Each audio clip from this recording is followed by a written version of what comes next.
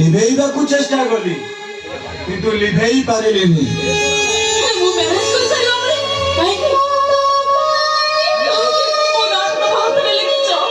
ଖାଲି ହାତରେ ନୁହଁ ଛାତି, ଏ ଛାତିରେ ବି କେବଳ ତମରି ନାଁ ଅଛି।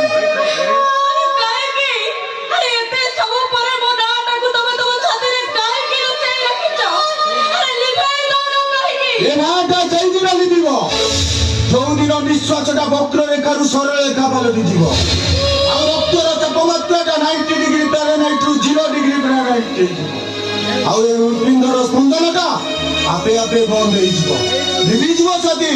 ସେଇଦିନ ତୁମ ନାଁଟା ଆପେ ଆପେ ଲିଭିଯିବ।